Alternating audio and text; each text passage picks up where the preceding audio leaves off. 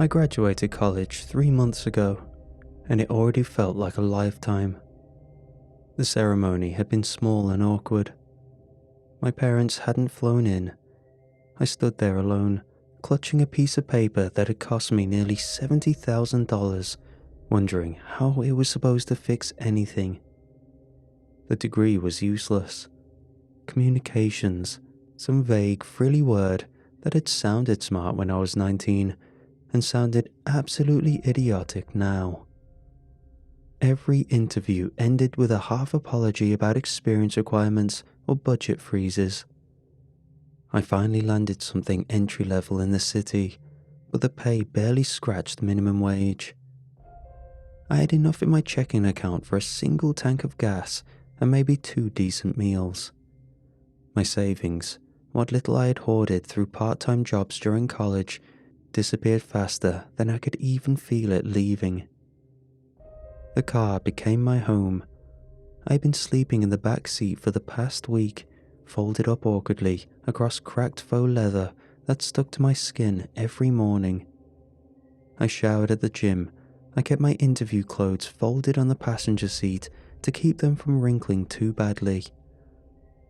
I told myself it was temporary, but every night staring up through the cracked windshield made it harder to believe.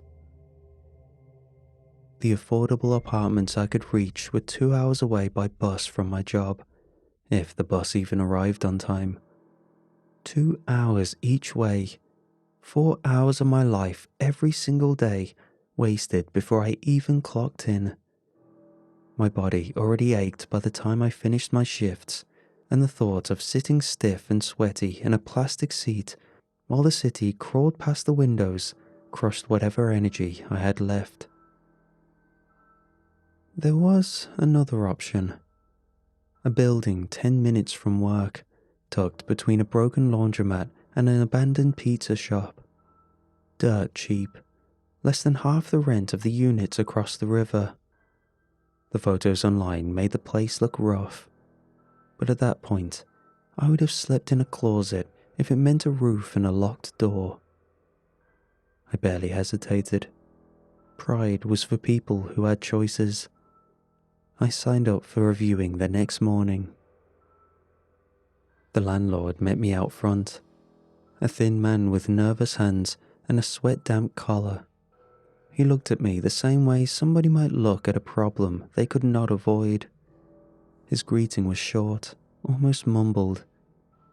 I followed him up the cracked front steps and through the main hallway, which smelled sharply of bleach that had failed to mask a deeper, more sour odor.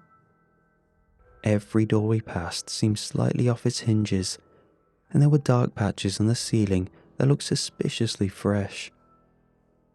The unit he showed me was on the 3rd floor. He fumbled with the keys before getting the door open. The walls had been painted once, maybe a decade ago, but the color had faded into a sickly yellow-green. Chunks of paint curled up near the corners of the rooms. The floors were stained, soft in places where water must have gotten underneath. The living room held a single ceiling fan that sagged downward, spinning slowly and unevenly. The windows were cracked at the corners, patched up poorly with clear tape. There was no furniture, no appliances beside a dented mini-fridge shoved against the far wall of the kitchen. I wanted to turn around and leave, but there was nowhere else to go. Sleeping in the car for another week meant risking parking tickets I could not afford, or worse. I kept my mouth shut as we toured the bedroom, which was just large enough for a mattress and a pile of regrets. When we reached the bathroom, the landlord hesitated. He touched the doorframe with his fingertips, then gave me a stiff smile. "You should take a look at this," he said. I stepped past him and peered inside. The bathroom was small, narrow enough that stretching both arms would have hit either wall. The floor was lined with cheap linoleum tiles, A cracked mirror hung over a rust-stained sink. The toilet looked usable, but sat slightly uneven, as though the floor beneath it had sunk inward. My eyes finally landed on the shower. A small box-in cabin with frosted tempered glass walls that had gone cloudy with age. At the bottom, near the drain, there was a jagged crack stretching across one panel, sealed over sloppily with silicone caulk. The patch job was so obvious, it almost drew the eye before anything else. The landlord cleared his throat softly behind me, but said nothing. I nodded stiffly, pretending to examine the rest of the room, but I had already made my mind up. It did not matter. I had no other options. I signed the lease that afternoon. The building was already humming with muffled voices and the occasional slam of a distant door when I unlocked the apartment. The door scraped against the floor as I pushed it open. I stepped inside and dropped my duffel bag onto the cracked floorboards. Dust puffed up in little clouds where it hit. I did not even bother unpacking. I kicked the door shut behind me and went straight for the bathroom, tucking my shirt over my head as I went. The floor of the bathroom was cold against my bare feet. I twisted the shower knob and waited, half expecting the water to come out brown or not at all. Instead, a weak but steady stream poured from the shower head. It was lukewarm at best, but after days of gym showers and cold gas station sinks, it felt almost luxurious. The cracked patch near the drain caught my eye again, but I forced myself to ignore it. The water pattered against my skin, washing away 3 days' worth of grime and exhaustion. I leaned against the wall and closed my eyes, letting the sound of the water drown out everything else. For the first time in days, maybe longer, my muscles loosened. The worry, the fear, the constant hum of hunger and anxiety that lived behind my ribs eased just a little. I do not know how long I stood there before it happened. At first, I thought it was the pipes, a faint noise buried under the rush of the water. Then it sharpened, heavy, frantic shuffling sounds, as if someone were dragging themselves back and forth across the bathroom floor.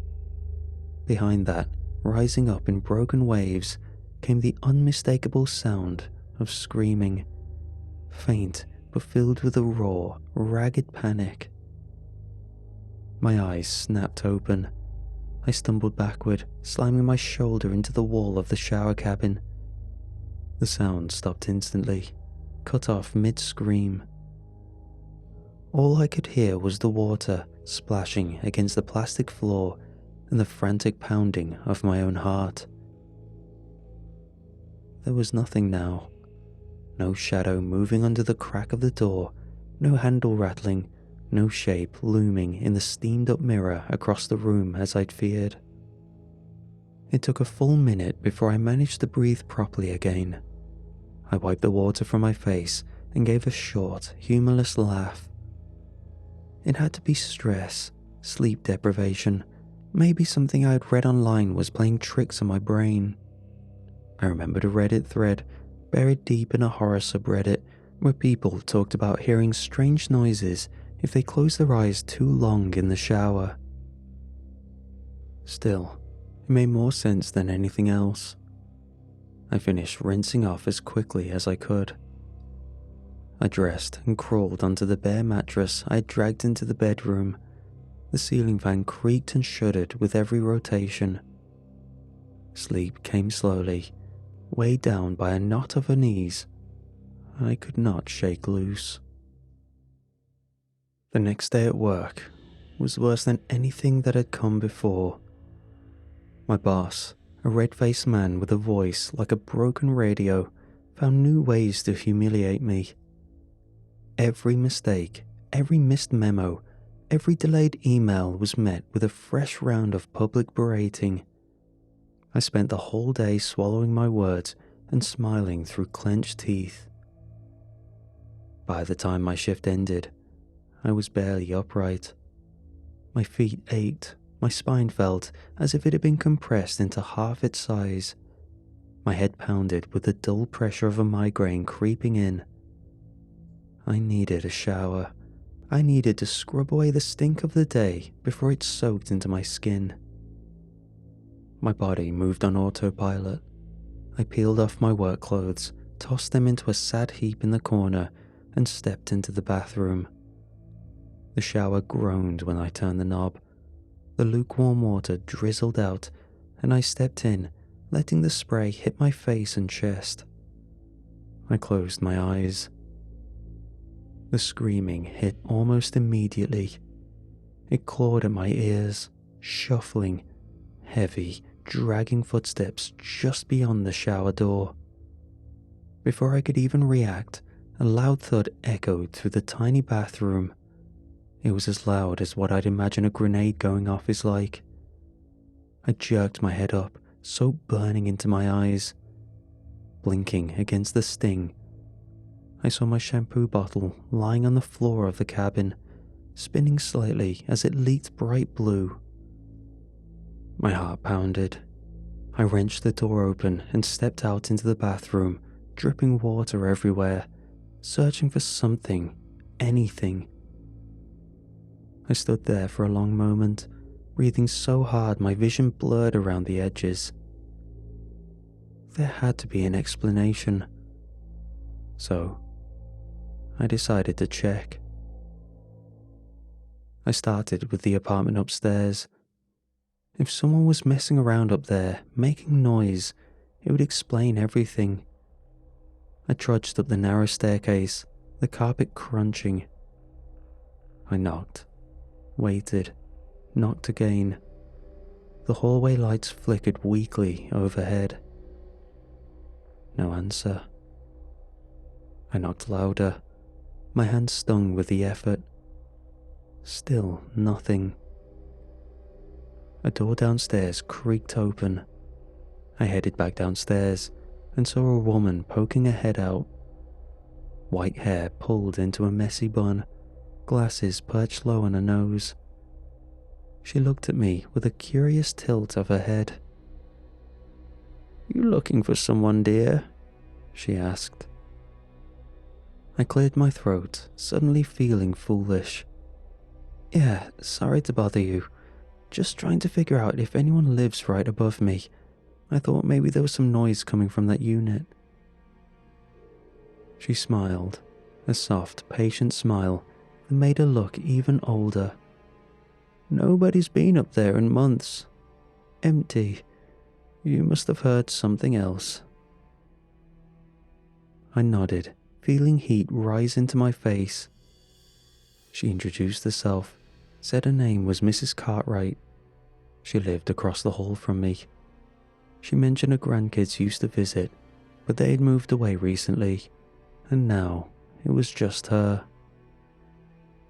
I thanked her quickly, said something about needing to get to work, and retreated down the hall before the embarrassment could root itself any deeper. Back inside my apartment, I locked the door and leaned against it, breathing out slow.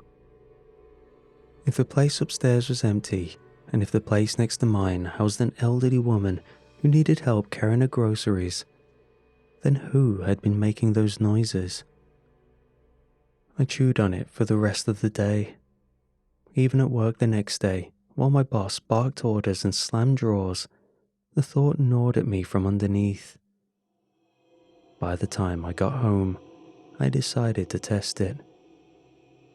It felt stupid, superstitious, but there had been a pattern, and I had ignored it. The noises only ever came when I closed my eyes. Every single time. It started the moment my vision went dark. That had to mean something. I stripped down, stepped into the shower, and twisted the knob. The water sputtered and spat before settling into a weak stream. I let it run over me and kept my eyes wide open, staring straight ahead at the fogging walls. Nothing happened. The minutes dragged on. The air grew heavy with steam. My arms prickled from the temperature drop every time the water pressure stuttered. But the bathroom stayed silent. I let out a slow breath and decided to push it. I closed my eyes. Instantly, the bathroom exploded into chaos. Screaming, furious and desperate, rattled the walls. Heavy dragging footsteps stomped around the outside of the shower. The shampoo bottle bounced off the floor with a sharp crack once again. I yanked my eyes open. The sound vanished so fast it left a hollow ringing in my ears. I had proven something to myself, but it did not feel like a victory. It felt worse, if I'm being honest. But I was stubborn, and admittedly, I was curious. I decided to try again. This time, I would keep my eyes closed longer. Maybe it would stop. Maybe it would burn itself out. I shut my eyes, squeezing them tighter to brace against the expected noise. The screaming came fast, rawer than before, as if whatever it belonged to had been waiting for me to test it. It built into a frenzy. The temperature around me dropped sharply, cutting through the steam with a damp, icy edge. I felt something brush against my back, a cold, wet hand that smeared water across my skin. I flinched, but kept my eyes shut, muscles locked. Then came the pain. A sharp, raking sensation tore across my upper back. It was deep and hot, blooming into immediate agony that stole the breath from my chest. I screamed and staggered forward, slamming into the shower wall. My hand scrambled for the door handle. I shoved it open and tumbled out, falling onto the cold linoleum of the bathroom floor. I gasped for air, every inch of my back screaming at me. Water splattered onto the floor beside me. My hands shook as I pushed myself upright, moving straight for the mirror above the sink. I turned, craning my neck. 3 long scratches ran diagonally across my back. The skin was torn in uneven lines, angry and red, already starting to bead with a thin trail of blood. I pressed the towel against the wound, wincing as the fabric stuck to the blood. My mind spun with explanations, each one weaker than the last. There had to be a reason. There had to be a way to understand it. Was the shower haunted? I hated using that word. I'd already started feeling like a lonesome Redditor screaming into a dead subreddit about ghosts. Yet I couldn't deny what was going on, not when I'd just been attacked physically. I did not sleep that night. Every time I closed my eyes, even for a second, I felt the memory of the scratches burn across my skin. Morning came slowly, bleeding through the cracked blinds in sickly strips of light. I got up, already dreading the day. I sat at the kitchen counter, if the battered slab of plywood could even be called that, and opened my banking app. I knew it would be bad. I had been ignoring the low balance alerts for days, pretending that if I did not see the number, it would not be real. $13.73. I stared at the screen until the numbers blurred. Rent was coming up, food was becoming a luxury, gas for the car was hanging on by a thread. There was no money for anything else, not even small indulgences. Forget moving out. I was trapped in a place that was clearly haunted. I pulled up a search bar and typed in cost of exorcism. The results made me laugh. Short, brittle laughter that cracked and died in my throat. Hundreds of dollars for consultations alone, thousands for anything serious. Half the websites looked scammy, the other half looked worse. I slammed the laptop shut and rested my forehead against the counter. I could not leave. I could not fix this. I could barely afford to stay alive. The next few days blurred into something heavier than exhaustion. I went to work. I came home. I slept. I avoided the bathroom unless it was absolutely necessary. I stopped showering. At first, it was manageable. Deodorant, wet wipes, anything I could find to scrub away the worst of it. But as the days stretched on, the smell clung to me. It wrapped around my clothes, settled into my skin, buried itself into every inch of fabric and hair. I caught people at work wrinkling their noses when I passed. My boss started mentioning personal hygiene standards during meetings, staring pointedly at me when he spoke. I no longer had a gym membership. I thought I was going to be fine now that I had a place, but clearly I was wrong. And now with rent, I could no longer afford one. I felt it. I felt every minute. A sickly, oily grime that no amount of wiping could scrub away. It made my skin crawl. Still, the thought of stepping back into that shower, of closing my eyes even for a second while trapped in that narrow coffin, rooted me in place. I told myself I would figure something out, maybe find a cheap motel for a night, maybe find a public pool where I could sneak a rinse. One night, after another shift spent awake and fully miserable, I collapsed onto my mattress and opened my phone without thinking. A notification blinked at the top of the screen. A friend request. Her name jolted something in my chest. Allison.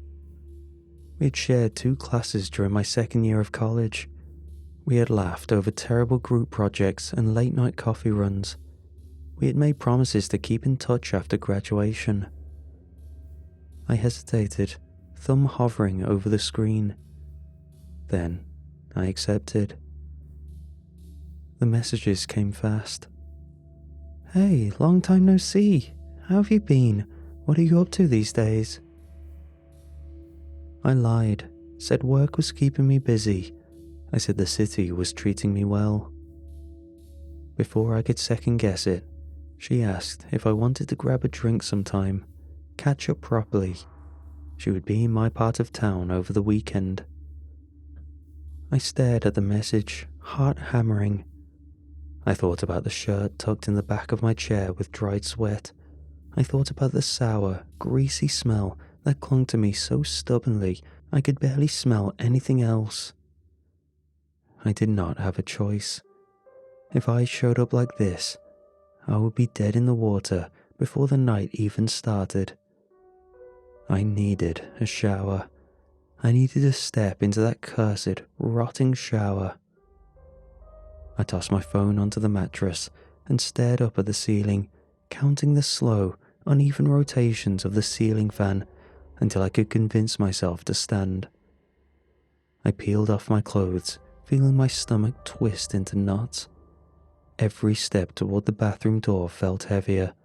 My hand trembled when I reached for the knob. I pushed it open. The air inside was thick and heavy, still damp even though I had not run the water in days. I stepped inside and shut the door behind me. I twisted the knob on the shower. The water came sputtering out, colder than usual, but steady enough. I waited until the cabin filled with steam before stepping in. The door clicked shut behind me. I told myself I would keep my eyes open the entire time. I would not let them close, not even for a second. I repeated the promise in my head as I reached for the shampoo bottle, as I scrubbed the layers of filth that coated my skin as the water poured down steadily. I tilted my head back to rinse out the suds, careful to keep my eyes open. Soap stung. The foam slid down into my lashes. My eyes stung and my body almost betrayed me, but my eyes stayed open. The cabin shook slightly as I managed to keep my vision going. That surprised me a little. Things would only happen when I closed my eyes, never when I had them open. Minutes crawled by. I washed, I scrubbed, I rinsed, and through it all, I kept my eyes wide open, fixed on the walls. Relief started to creep in at the edges of my mind. A dangerous feeling, but I could not help it.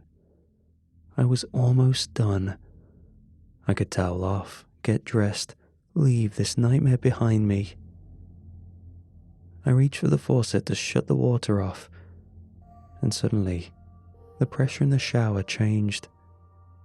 The steady stream faltered, stuttered, then surged back, stronger, hammering down against the floor.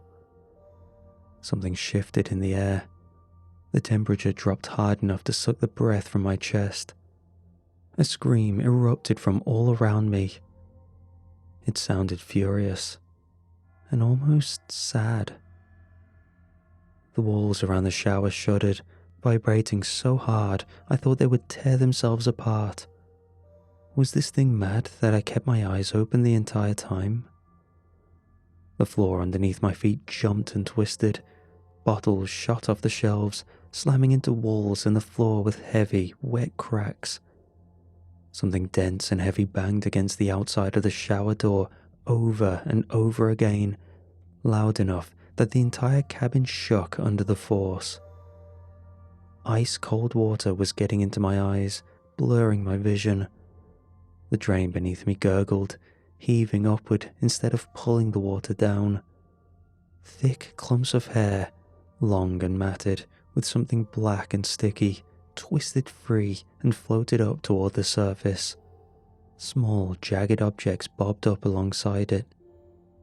Teeth, tiny and cracked, some still speckled with dry blood. Something red rose in thick, slow bubbles, staining the water in white pink streaks that swirled around my ankles. The cabin floor pitched under me, and I nearly slipped. I forced my fingers against my water-filled eyes and rubbed them hard enough that bright spots exploded across my vision. It hurt, but I managed to keep them peeled open. The world came back into focus. Pressed against the inside of the shower door, directly in front of my face, a palm flattened itself against the tempered glass. The skin pulsed faintly, as if breathing. There was no arm connected to it, just a pale, bloated hand flexing its fingers against the door. I fumbled backward until my spine hit the opposite wall of the cabin. The water kept pouring from the shower head above me, colder than ice now, soaking through to the bone. It stung across the half-healed scratches on my back and made my teeth chatter so violently I could hear them clacking. I reached for the knobs to shut the water off. My fingers slipped once, twice, 3 times, but I finally managed to twist them both shut. Nothing changed. The water kept blasting at full force, roaring against the cracked floor, splashing high enough that it sprayed over the doorframe. The drain only vomited more filth up into the small, confined space. Hair wrapped itself around my ankles, tightening with every shift of my weight. The water level was rising. It climbed past my ankles, up to my shins. The cold bit deeper with every inch. I grabbed the door handle and yanked. It did not budge. I pushed harder, using both hands now, throwing all my weight against it. The shower door groaned under the strain, but held. I slammed my shoulder against it once, twice, 3 times. Still nothing. Another handprint bloomed beside the first one. The fingers splayed wide across the surface, some longer than others, joints bent at strange angles. The prints pressed in, dimpling the plastic as though something immense leaned on them from the other side. It was trying to trap me in here. I screamed, high and panicked, raw air tearing out of my throat. I punched the door, pain lancing up my arms as my fists met the unforgiving glass. My knuckles split on the rough edges, blood smeared across the door in messy, broken arcs. I punched again. The water rose past my knees, swirling with hair and teeth and bits of something too small to name. The handprints did not pull away. They pressed harder. I could barely feel my fists anymore. My knuckles throbbed with every heartbeat, slick with a mixture of blood and water. The shower filled up higher, lapping up toward my waist, the freezing water numbing everything it touched. The handprints leaned in harder, the plastic bowing inward under the pressure. I knew I could not keep hitting the door. My arms were spent. I needed to do something else.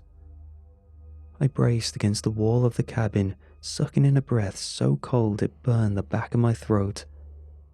I lifted my knee and slammed it against the cracked section near the bottom of the door. The impact sent a jolt through my bones, rattling my teeth together. The crack widened, spiderwebbing across the surface in jagged, uneven lines. I pulled back and did it again, putting every shred of strength I had into it. The third hit split the tempered glass completely.